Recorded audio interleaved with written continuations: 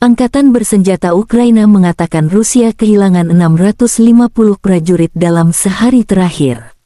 Secara total, Kremlin kehilangan 193.770 prajurit selama agresi skala penuh. Tentara Ukraina juga menunjukkan rekaman penghancuran tentara Kremlin di beberapa daerah. Serangan balik Kiev sementara dimulai. Menurut laporan yang tidak terklasifikasi, serangan balasan Ukraina di wilayah Zaporozhye dikuasai Rusia terus berlanjut.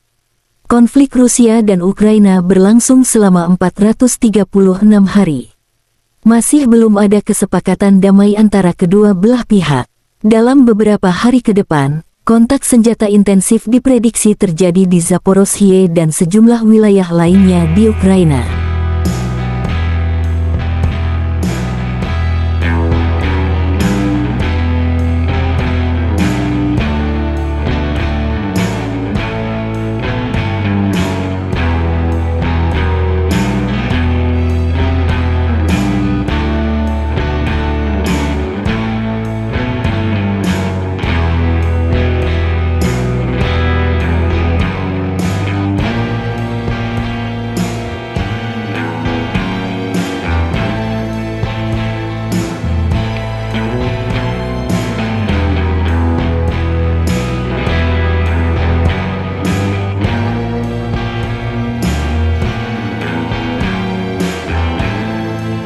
Juru bicara Kementerian Pertahanan Federasi Rusia Letjen Igor Konasenkov mengatakan pasukan Rusia menghancurkan jembatan dekat Artyomovsk Bakhmut, Republik Donetsk yang digunakan pasukan Ukraina memindahkan pasokan dan cadangan ke kota.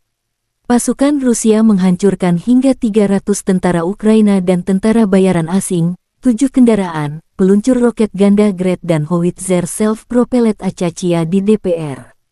Hingga 95 tentara Ukraina, 8 kendaraan, howitzer self-propelled Achacia dan artileri M777 yang dipasok Amerika Serikat hancur di arah Kupiansk, Ukraina Timur.